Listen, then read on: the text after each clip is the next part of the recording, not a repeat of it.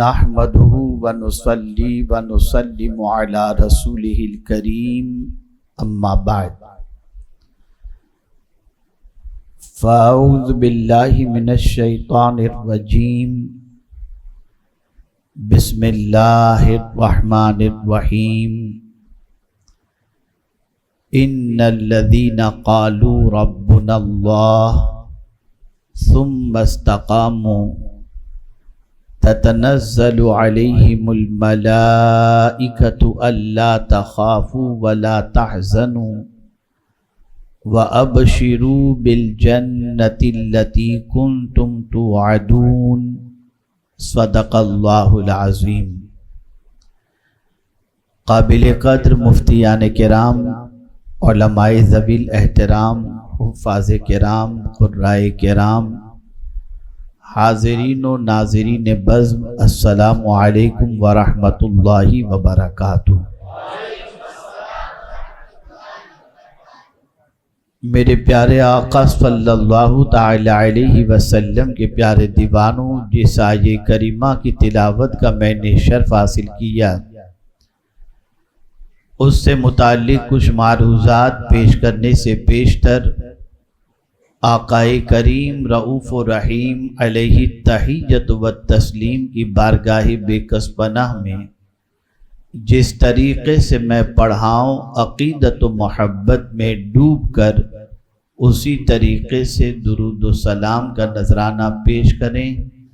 الصلاۃ والسلام علیک یا رسول اللہ، الصلاۃ والسلام علیک یا حبیب اللہ، الصلاۃ والسلام علیک یا نبی اللہ، الصلاۃ والسلام علیک یا نور اللہ، وعلی آلک واصحابک یا حبیب اللہ، صلی اللہ تعالی علیہ وسلم۔ میرے پیارے آقا صلی اللہ تعالی علیہ وسلم کے پیارے دیوانوں، نئے سال کے آغاز سے ہی پوری دنیا میں بارگاہ امام عالی مقام رضی اللہ تعالیٰ عنہ میں خراج عقیدت کا سلسلہ شروع ہو جاتا ہے۔ جہاں جہاں بھی غلام حسین موجود ہیں، وہاں وہاں ذکر حسین کا سلسلہ اسلامی نئے سال کے آغاز ہی سے شروع ہو جایا کرتا ہے۔ دنیا میں بہت سارے انسان آئے اور چلے گئے، اور آئیں گے اور چلے بھی جائیں گے، لیکن کچھ جانے والے ایسے بھی ہوتے ہیں جو صرف اس دنیا سے جاتے نہیں بلکہ جینے کا سلیقہ دے کے جاتے ہیں، زندگی گزارنے کا اصول دے کر کے جاتے ہیں،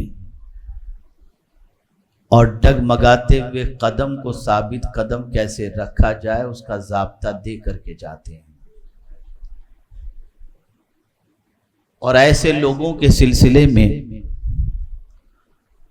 دنیا نے ہمیشہ کوشش کی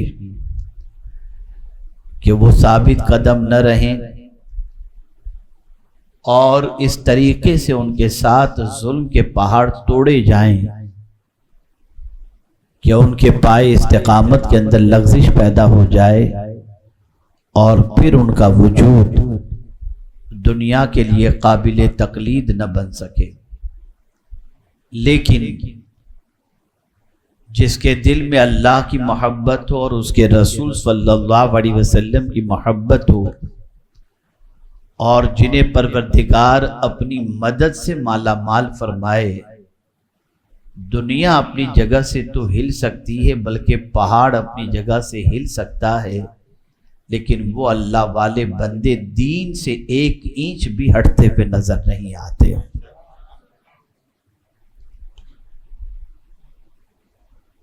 میرے پیارے آقا صلی اللہ علیہ وسلم کے پیارے دیوانوں، پوری دنیا کے انسان سے ایک سوال پوچھا جائے کہ تمہارا رب کون ہے، تو دنیا کا ہر مسلمان یہی جواب دے گا، میرا رب اللہ ہے۔ لیکن اسی مسلمان پر امتحان کے بادل منڈلانے لگیں، اسی مسلمان کے سامنے کوئی ایسا مرحلہ آ جائے کہ ایک طرف رب کا فرمان ہو، دوسری طرف خواہش آواز دے رہی ہو، تو اس موقع پر وہ بندہ جو اللہ کو اپنا رب مانتا ہے اور کہتا ہے، اس کے قدم وہاں ڈگمگاتے نظر آئیں گے، اور وہ خواہش کو پوری کرنے کی خاطر اپنے رب کے فرمان کو چھوڑتا ہوا نظر آئے گا۔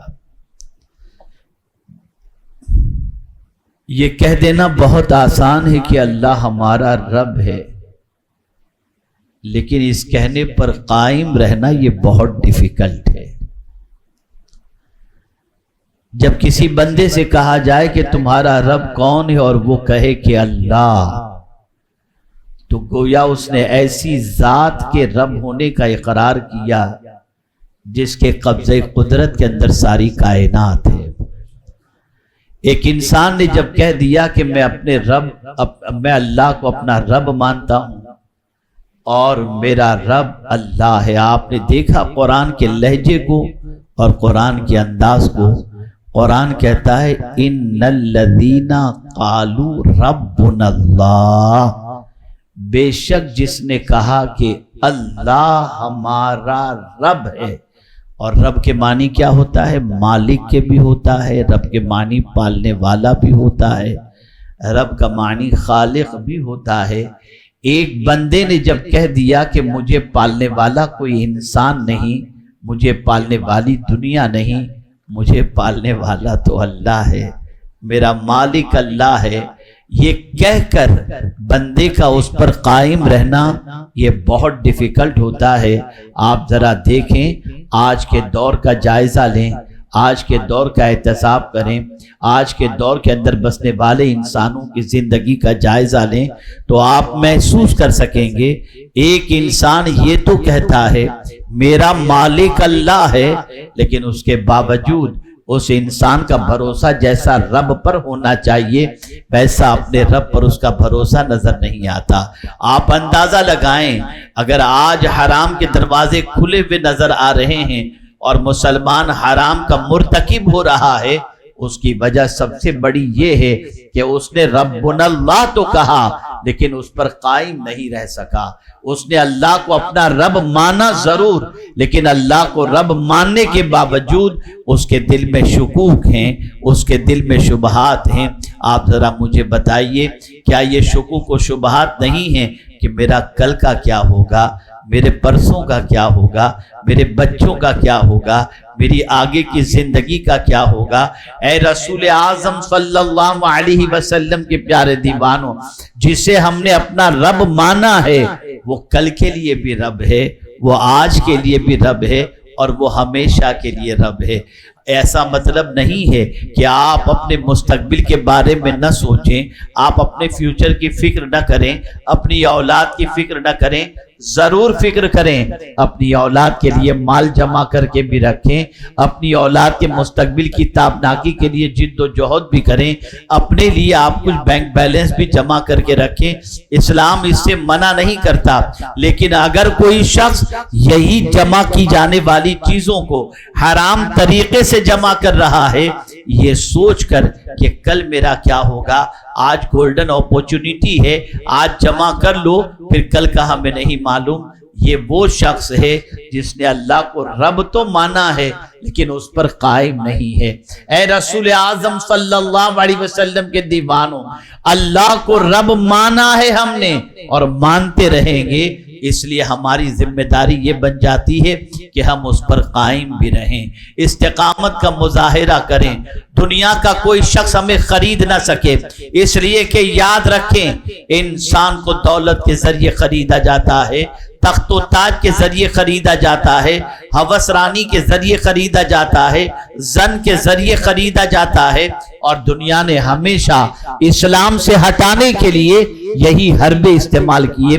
کبھی عورتوں کا سہارا لیا، کبھی مال و زر کا سہارا لیا، کبھی تخت و تاج کا سہارا لیا، جس کے ذریعے انسان کو دین سے ہٹانے کی کوشش کی جائے۔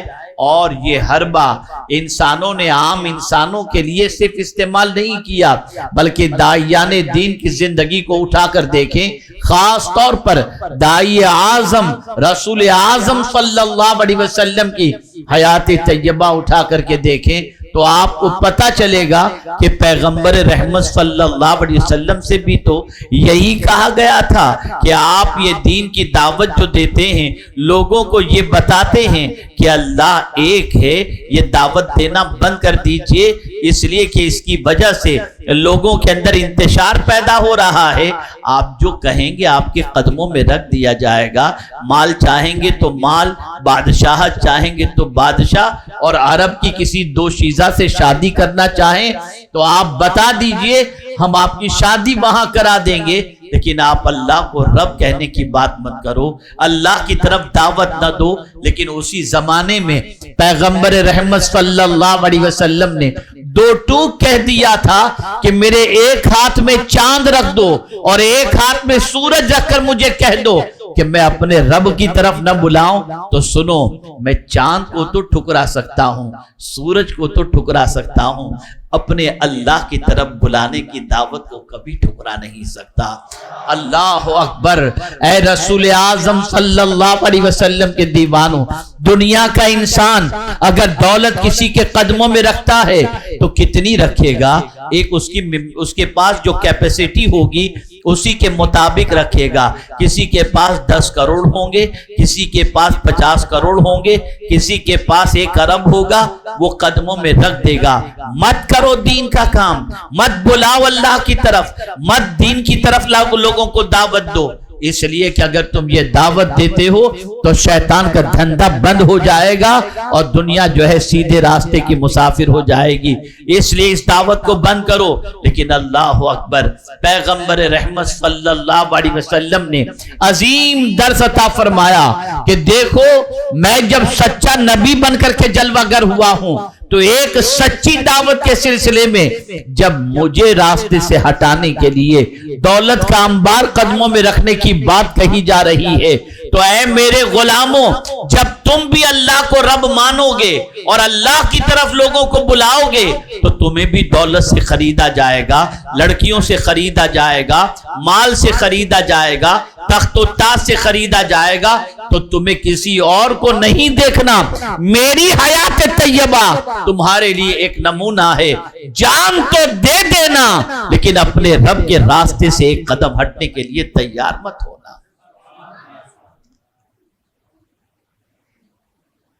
اور یہ بات بھی یاد رکھیں، اللہ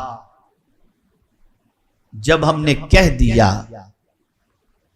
تو آپ جانتے ہیں کہ ہمارے اللہ کی قدرت کتنی ہے، ہمارے اللہ کے پاس خزانہ کتنا ہے۔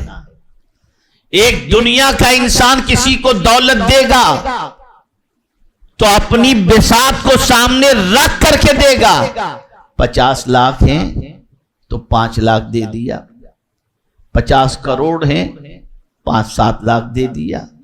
اسے ہمیشہ ڈر ہوگا کہ کہیں میرا خزانہ ختم نہ ہو جائے، میری دولت کم نہ ہو جائے۔ لیکن میرے رب کی شان کیا ہے؟ ایک چیز کے بارے میں نہیں، ایک چیز کے بارے میں، کسی کے پاس دولت ہوتی ہے، کسی کے پاس جائیداد ہوتی ہے، کسی کے پاس زمین ہوتی ہے، کسی کے پاس اناج ہوتا ہے، کسی کے پاس کپڑا ہوتا ہے، کسی کے پاس زمینیں ہوا کرتی ہیں۔ وہ انسان دے گا جو اس کے پاس ہو، اسی کے اعتبار سے دے گا۔ لیکن میرے رب کی شان یہ ہے کہ وَإِن مِّن شَيْءٍ إِلَّا عِندَنَا خَزَائِنُهُ، اللہ فرماتا ہے ہر چیز کا خزانہ میرے پاس موجود ہے۔ دنیا کے انسان کا خزانہ ختم ہو سکتا ہے، قدرت کے خزانے میں کبھی کمی نہیں ہو سکتی۔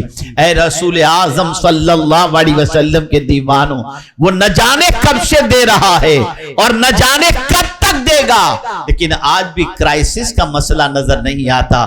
ہمیں آکسیجن مل رہا ہے، زمانے سے مل رہا ہے، بغیر پیمنٹ دیے ہوئے مل رہا ہے، پانی مل رہا ہے، بغیر پیمنٹ کیے ہوئے مل رہا ہے۔ کون دے رہا ہے؟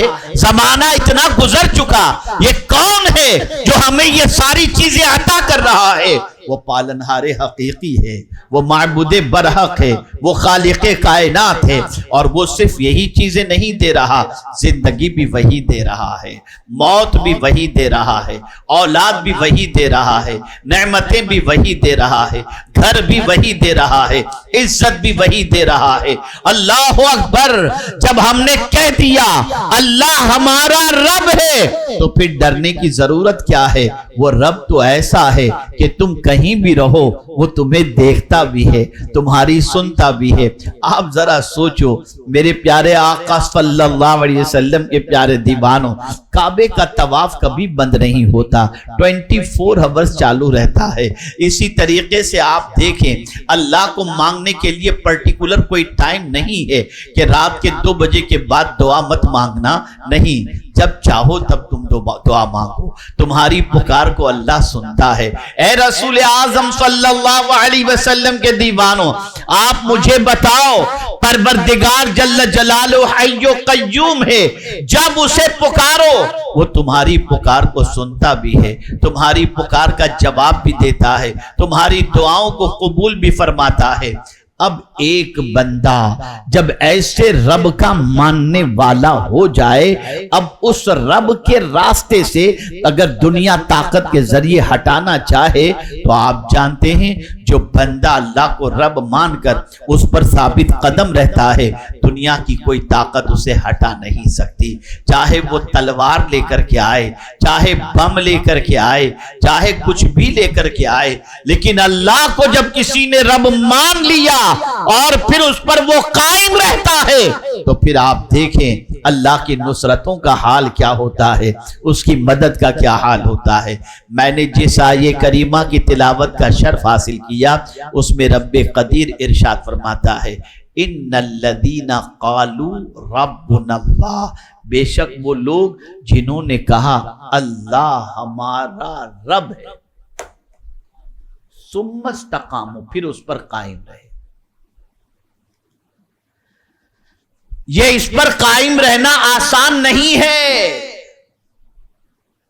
ہمیں بہت ساری لالچی دعوت دیں گی، یہ حرام کاروبار کرو، اتنے میں اتنا پیسہ مل جائے گا، تمہاری نسلیں سنور جائیں گی۔ اب ہم بھول گئے کہ اللہ ہمارا رب ہے، قدم پھسل گئے۔ ڈرگز کا کاروبار کرو، اتنا پروفٹ ملے گا کہ تمہاری نسلیں کھاتی رہیں گی، ہم بھول گئے کہ اللہ ہمارا رب ہے۔ آج اگر چیٹنگ کی جاتی ہے، اور اب تو کیا بتایا جائے، چیٹنگ کا مسئلہ اتنا آگے نکل گیا، اتنا آگے نکل گیا کہ پہلے تو لوگ دھندے میں اللہ کی قسم کھا کر کے چیٹنگ کرتے تھے، اب تو عمرے کے نام پر اور حج کے نام پر بھی چیٹنگ کرتے ہیں۔ اس سے آپ اندازہ لگا سکتے ہیں کہ قوم کا ضمیر کتنا مردہ ہو چکا ہے۔ یہ قوم سنورنے کے لیے تیار ہے ہی نہیں، زبان سے تو کہتی ہے کہ اللہ ہمارا رب ہے، لیکن پھر بھی اس کا عقیدہ ڈاواں ڈول ہے، کل کیا ہوگا، یہ حرام کما لو، یہ دبا لو، اس کا کھا جاؤ، اس کا دبا لو، ورنہ پتہ نہیں آگے چل کر کے کیا ہوگا۔ نہیں، اللہ کو رب ماننے کے بعد اگر کوئی بندہ اس پر قائم رہتا ہے، ہزار میرے سامنے حرام کی دولت آ جائے، میں اس دولت کی طرف توجہ نہیں دوں گا، اس لیے کہ مجھے روزی دینے والا یہ انسان نہیں ہے، میرا پروردگار ہے۔ اس عقیدے پر اگر کوئی قائم رہتے ہوئے حرام کو ٹھکرا دیتا ہے ہے تو وہ جتنا چاہتا ہے اس سے زیادہ اللہ اسے عطا فرما دیتا ہے۔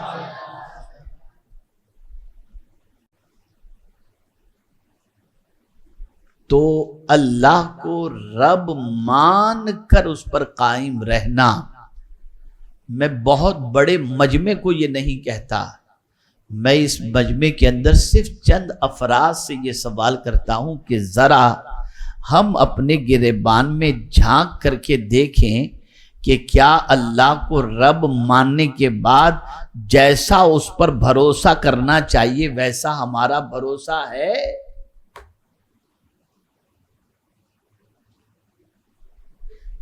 ہمارا بھروسہ بیپاریوں پر ہو جائے گا، ہمارا بھروسہ ہمیں خواب دکھانے والے پر ہو جائے گا، لیکن رب پر معاذ اللہ ہمارا بھروسہ کم سے کم اور کم سے کم ہوتا جا رہا ہے۔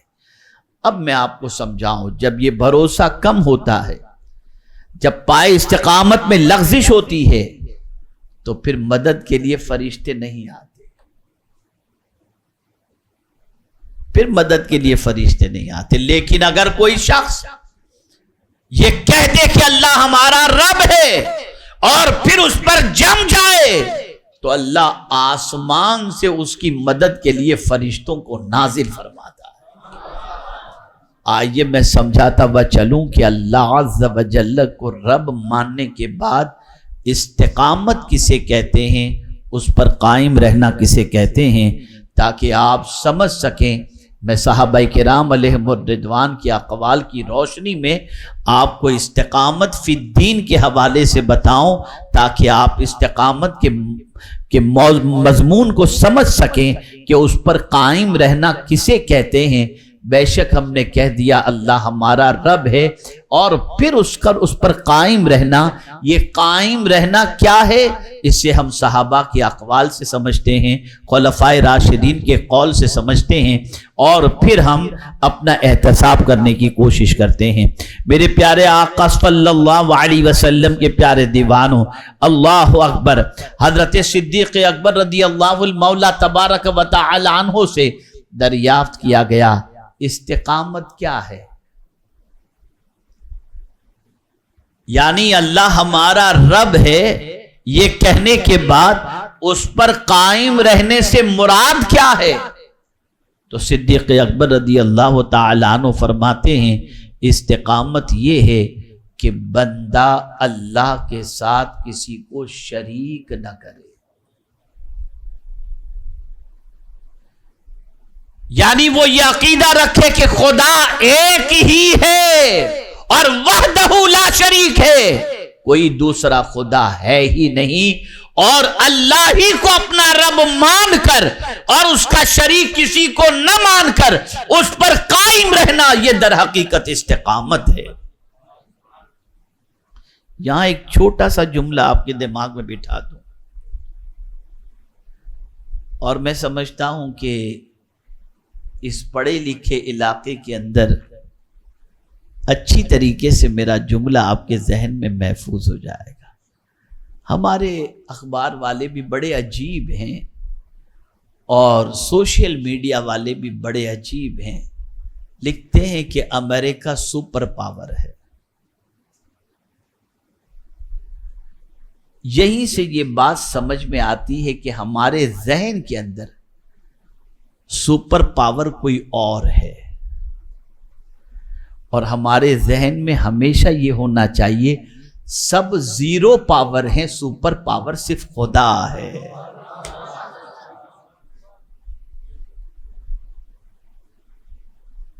خدا کے علاوہ کوئی سپر پاور نہیں۔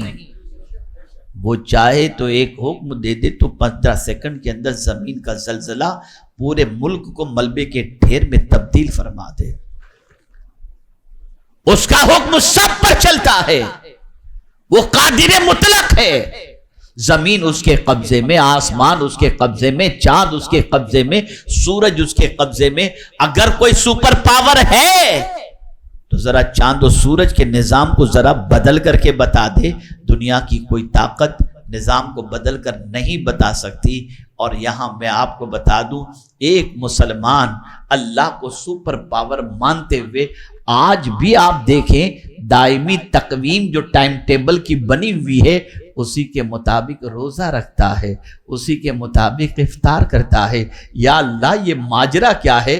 تقویم بنانے والا تو انسان ہے، لیکن کوئی دیکھیں آپ کہ آپ جب سے روزہ رکھتے ہیں، افطار کا وقت آپ نے جو غروب کے سلسلے میں طے کر لیا ہے اور آپ کے علم کے اعتبار سے جو ٹائم بتا دیا گیا، 1 منٹ پہلے نہ سورج غروب ہوتا ہے، نہ 1 منٹ پہلے 1 منٹ بعد میں سورج غروب ہوتا ہے، ٹائم پر غروب ہوتا ہے، ٹائم پر نکلتا ہے۔ یا اللہ، اتنا پاورفل نظام، اتنا بڑا سورج، اور 1 منٹ کا اور 1 سیکنڈ کے ٹائم کے اندر فرق نہیں ہوتا۔ یہ میں پوچھنا چاہتا ہوں، یہ سورج پر حکومت کس کی چلتی ہے؟ تو جواب ملے گا، یہ میرے رب کی حکومت چل رہی ہے، یہ پروردگار کی حکومت چل رہی ہے، یہ پالنہار حقیقی کی حکومت چل رہی ہے۔ میرے پیارے آقا صلی اللہ علیہ وسلم کے پیارے دیوانوں، اس لیے اللہ کو جب رب مانتے ہو تو اس کو سپر پاور بھی مانو، پاورفل بھی مانو، اور یہ سمجھ لو کہ دنیا تمہیں تباہ کرنے کا منصوبہ بنا بھی لے اور اللہ تمہیں عزت دینے کا پلان بنا لے تو دنیا کا منصوبہ تو ختم ہو سکتا ہے، خدا کے پلان کو کوئی بدل نہیں سکتا۔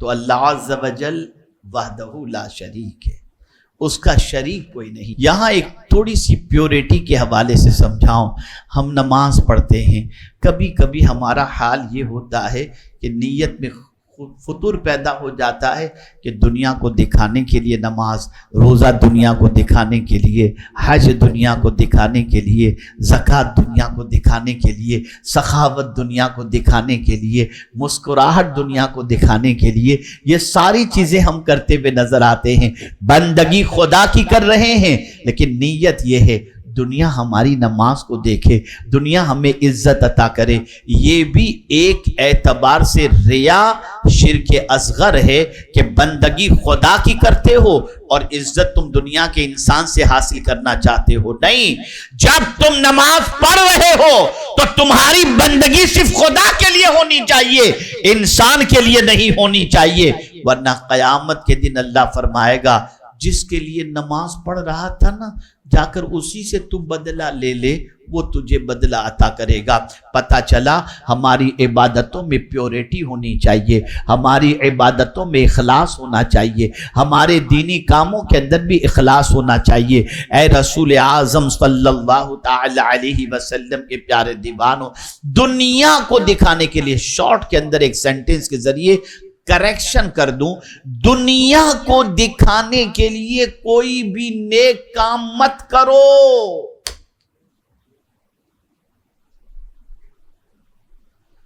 جتنے بھی نیک کام کرنے ہیں اللہ کو دکھانے کے لیے کرو، اس لیے کہ دنیا کا انسان دے دے کر چند پیسے دے دے گا، تعریفی کلمات کہہ دے گا، لیکن اگر تم نے دینی کام اللہ کو راضی کرنے کے لیے کیا ہے اور وہ تم سے راضی ہو گیا تو تمہیں دنیا بھی عطا کر دے گا اور جنت بھی عطا فرما دے گا۔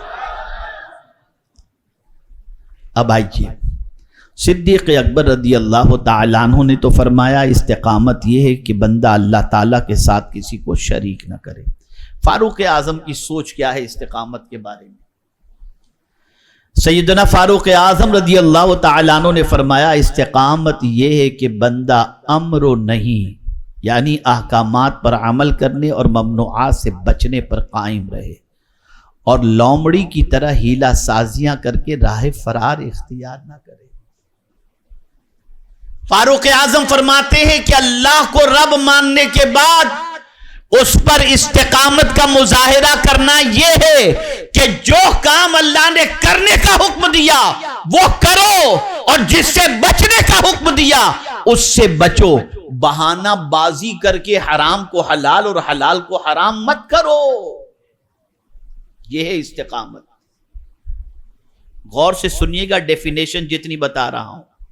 صدیق اکبر کے نزدیک استقامت یہ ہے کہ اللہ کا کسی کو شریک نہ ٹھہراؤ، फारूक आजम के नजदीक इस्तिकामत यह है कि जो कुछ अल्लाह ने हुक्म दिया वो करो और जिससे बचने के लिए फरमाया उससे बचो। अगर ये तुम्हारी कैफियत बन गई, ये इस्तिकामत है।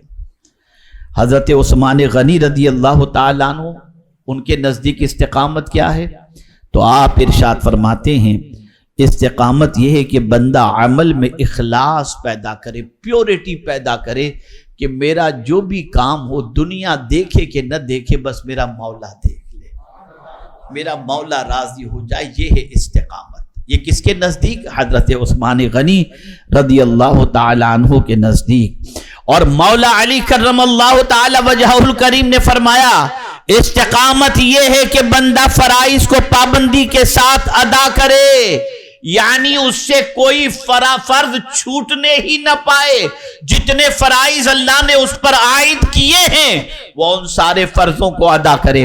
अब आप मेरे प्यारे आका सल्लल्लाहु अलैहि वसल्लम के प्यारे दीवानों, नमाज फर्ज है। अब देख सकते हैं कि नमाज की फर्जियत का हुक्म तो नाजिल हो गया, लेकिन हम में से कितने हैं जो नमाज के फराइज नमाज जो है वो पाबंदी के साथ पढ़ते नजर आते हैं। रोजे फर्ज हैं, कितने हैं जो रोजे रखते नजर आते हैं। हज और ज़कात फर्ज हैं, साहिब इस्तिताअत और साहिब निसाब पर कितने लोग हैं जो देते हुए नजर आते हैं। जब इन सारी चीजों को हम देखते हैं तो हमारी सिचुएशन ये नजर आती है कि इस्तिकामत हमारे अंदर है ही नहीं, इसलिए फरिश्ते मदद के लिए नहीं आते। लेकिन मेरे प्यारे आका सल्लल्लाहु अलैहि वसल्लम के प्यारे दीवानों, अल्लाह अज़्ज़ व जल्ल के वो बंदे जिन्होंने अल्लाह को रब कहा और फिर इस्तिकामत का मुजाहिरा किया, तो फिर उनकी सिचुएशन क्या होती है? वो तन्हा नहीं होते।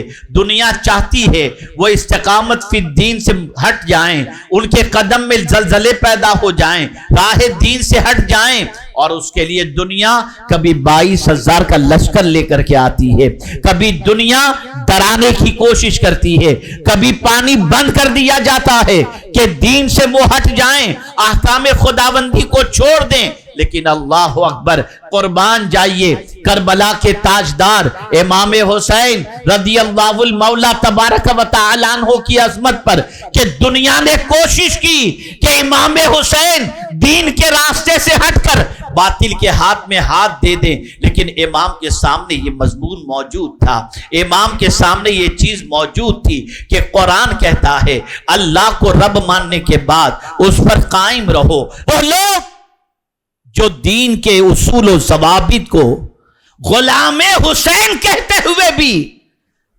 दीन के खिलाफ चलना शुरू कर देते हैं, मैं उनसे पूछना चाहता हूं, तवज्जो चाहूंगा, क्या तुम्हारे लिए पानी बंद कर दिया गया है कि तुम दीन छोड़ दो वरना तुमको पानी नहीं मिलेगा? नहीं।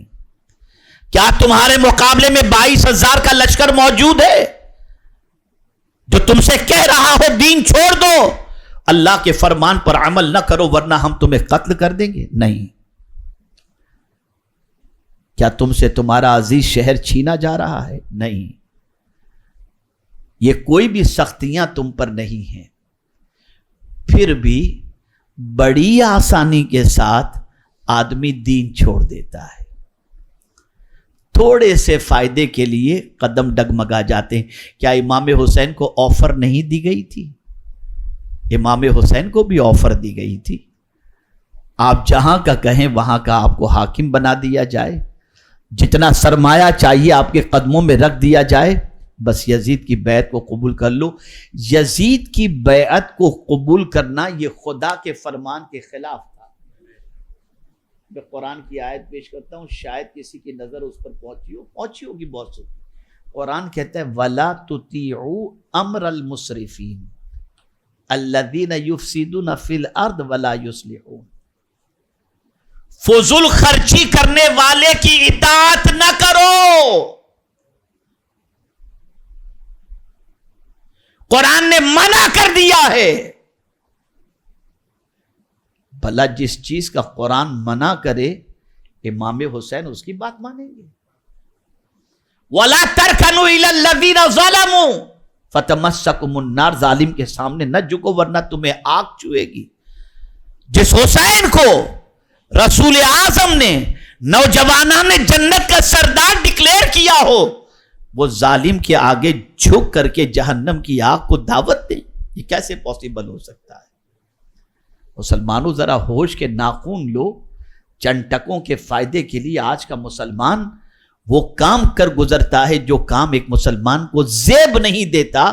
لیکن آپ کبھی امام حسین کی زندگی سے سبق حاصل کرنے کی آپ نے کوشش کی؟ اتنی بڑی آفر اور اتنا سب کچھ دینے کی بات کرنے کے باوجود تاجدار کربلا جھکتے نظر نہیں آتے. اگر جھکتے ہیں تو صرف خدا کے سامنے جھکتے نظر آتے ہیں. انہوں نے جب کہہ دیا تھا کہ اللہ ہمارا رب ہے تو پھر دنیا نے ادھر سے ہٹانے کی کوشش کی, طاقت کا استعمال کیا. امام نے بتا دیا پوری دنیا مل کر کے بھی مجھے ہٹانا چاہے میں نہیں ہٹ سکتا. استقامت فی الدین کے سلسلے میں جبل استقامت بن کر امام حسین اپنی جگہ پر قائم رہے. یہ بات اپنی جگہ صحیح ہے کہ تاجدار کربلا شہید ہوئے, لیکن شہید ہوتے ہی امام حسین نے دین کو زندہ کر دیا, پیغام حق کو زندہ کر دیا, دعوت دین کو زندہ کر دیا, توحید کی محبت کو زندہ کر دیا, اور قیامت تک کے آنے والے غلام حسین کو درس دیا کہ سنو, اگر سچی مجھ سے محبت ہے تو دنیا تمہیں دین سے ہٹانے کی کوشش کرے, سب کچھ قربان کر دینا, لیکن دین سے ایک انچ بھی ہٹنے کے لیے تیار نہ ہونا. آج برا نہ لگے تو ایک بات میں آپ کے سامنے عرض کروں, ہر چیز کے لیے آدمی ٹینشن گوارا کر لیتا ہے, دین کے لیے ٹینشن گوارا نہیں کرتا. کون سا کاروبار ہے جس میں ٹینشن نہیں؟ کون سی خواہش ہے جس کا پورے کرنے میں ٹینشن نہیں؟ لیکن آدمی سب چیزوں کا ٹینشن لے لیتا ہے, لیکن جب بات دین کا, نہیں بابا بہت تکلیف آئے گی اس پر عمل کریں گے تو. کتنے تعجب کی بات ہے, کتنی حیرت کی بات ہے. قبر کے اندر دین کے بارے میں پوچھا جائے گا. آپ جانتے ہیں قرآن نے واضح طور پر فرمایا کہ صرف تمہیں زندہ مسلمان ہو کر کے نہیں رہنا, بلکہ قرآن کہتا ہے وَلَا تَمُوتُنَّ إِلَّا وَأَنْتُمْ مُسْلِمُونَ, مرنا بھی ہے تو تمہیں اسلام کے ساتھ مرنا ہے. تم جاؤ تو ظاہر سی بات ہے کہ تم نے بہت کچھ جمع کر لیا, کچھ تو تمہارے ساتھ آنے والا ہے نہیں, لیکن اسلام کی اس طرح سے حفاظت کرو کہ جاؤ تو تم اپنا اسلام اپنے ساتھ لے کر کے جاؤ. آج اسی اسلام کو چھیننے کی کوشش کی جا رہی ہے. ڈاؤٹ کے شکار ہو گئے ہمارے یوتھ, ہمارے کالج اور یونیورسٹی کے اسٹوڈنٹس ڈاؤٹ کے شکار ہو گئے, انفیریٹیو کمپلیکس کے شکار ہو گئے. ہمارا بچہ کالج اور یونیورسٹی میں جاتا ہے تو جانے کے بعد اپنے مسلمان ہونے پر احساس کمتری کا شکار ہوتا ہے, سوچتا ہے پتہ نہیں یہ لوگ مجھے کیا سوچیں گے, یار میں کہاں مسلمان کے گھر معاذ اللہ پیدا ہو گیا. یہ انفیریٹیو کمپلیکس انسان کے دل میں پیدا ہو رہا ہے. نہیں, اپنے مسلمان ہونے پر جیسے تاجدار کربلا نے تلوار کے سائے میں اعلان کر کے بتا دیا میں ہوں بھی مسلمان اور اس دنیا سے جانا بھی چاہتا ہوں, مسلمان رہتے ہوئے جانا چاہتا ہوں, تو ہمیں بھی یہ عزم مصمم کرنا پڑے گا. دنیا بیکورڈ سمجھے تو سمجھنے دو, دنیا ہمیں شیڈول کاسٹ سمجھتی ہو تو سمجھنے دو, لیکن ہمارے لیے دنیا کا کہنا کوئی حقیقت نہیں رکھتا. ہمارے لیے ضروری ہے ہم جئیں تو اسلام پر, ہم مریں تو اسلام پر, دین پر ثابت قدمی کا مظاہرہ کریں. صحیح معنوں میں غلام حسین وہی ہے جو ہزارہا تکالیف کے باوجود دین سے اپنے قدم کو ڈگمگانے نہیں دیتا, بلکہ دین پر ثابت قدم رہتا ہے. یہ دین کیا ہے ہمارے لیے آسان ہے, یہ دین کیا ہے ہمیں زندگی گزارنے کے اصول فراہم کرتا ہے, یہ دین کیا ہے ہمیں کامیابی اور کامرانی عطا فرماتا ہے. بس آخری بات عرض کر کے میں اپنی گفتگو کو ختم کرتا ہوں. اے رسول اعظم کے دیوانوں, آپ کے پاس 1 ارب روپیہ ہے, اس 1 ارب روپیے کے ذریعے آپ بہت بڑا بنگلو خرید سکتے ہو, آپ عالی شان مکان بنا سکتے ہو، آپ لمبی کار خرید سکتے ہو، آپ رولز رائلز خرید سکتے ہو، آپ دنیا کے مختلف ملکوں میں مکان بنا سکتے ہو، لیکن یہ 1 ارب روپیہ آپ کے لیے جنت کے لیے خریدنے کی صلاحیت نہیں رکھتا، اس لیے کہ یہ روپیہ یہی کام آئے گا، وہاں یہ کرنسی نہیں چلے گی، وہاں ڈالر بھی نہیں چلے گا، وہاں ریال بھی نہیں چلے گا، وہاں پاؤنڈ بھی نہیں چلے گا، وہاں دنیا کی دولت نہیں چلے گی۔ یا اللہ ہمیں جنت چاہیے، اس لیے کہ جنت تو دنیا کے گھر سے بھی بہت اچھی ہے، دنیا کی کوئی چیز جنت کے کمپیر کے اندر اتنی خوبصورت ہے ہی نہیں کہ ہم اس کا ایگزامپل دے سکیں۔ میرے مولا ہمیں جنت چاہیے، کیسے ملے گی؟ تو جواب ملے گا، میرے بندو بس ایمان پر زندگی گزارو، ایمان پر مرو، جنت تمہاری جاگیر بن جایا کرے گی۔ اللہ اکبر! جس ایمان کے ساتھ اس دنیا سے جانے پر اللہ جنت عطا فرمائے گا، ہمیں اسی ایمان کی فکر نہیں، باقی ساری چیزوں کی فکر ہے، ساری چیزوں کی۔ اس لیے ضرورت اس امر کی ہے کہ تاجدار کربلا کے پیغام کو پیش نظر رکھا جائے، ان کی حیات طیبہ کو پیش نظر رکھا جائے۔ میں بڑی معذرت کے ساتھ عرض کرتا ہوں، میں وہ رلانے والی تقریر اور مظلوم امام کے حوالے سے نہیں کہہ سکتا، اس لیے کہ میرے امام مظلوم نہیں تھے، طاقتور تھے۔ میرے امام قوت اور بہادری اور شجاعت کے اتنے عظیم پیکر تھے کہ جس کی کوئی انتہا نہیں۔ دنیا نے 22,000 کا لشکر ان کے مقابلے میں یوں ہی تھوڑی کھڑا کیا تھا، وہ جانتے تھے کہ امام حسین کتنے بہادر ہیں۔ اور جانتے ہیں آپ، بڑی پیاری بات یاد آ رہی ہے، رسول اعظم صلی اللہ علیہ وسلم کے مشابہ امام حسن مجتبی سر سے لے کر سینے تک تھے، اور سینے سے لے کر پیر تک امام حسین جو ہے رسول اعظم کے مشابہ تھے، اور پیر بھی آ جاتے ہیں رسول اعظم کی مشابہت کے اندر۔ اسی پیر کو ڈگمگانے کی یزید نے کوشش کی، وہ پیر کیسے ڈگمگا سکتا ہے جو مصطفیٰ کے قدموں کے مشابہ موجود ہے؟ دنیا کی کوئی طاقت اس پائے استقامت میں لغزش نہیں پیدا کر سکتی۔ امام حسین ایک طاقتور مجاہد کا نام ہے، اللہ کے شیر کا نام ہے، قوت و بہادری کے عظیم پیکر کا نام ہے۔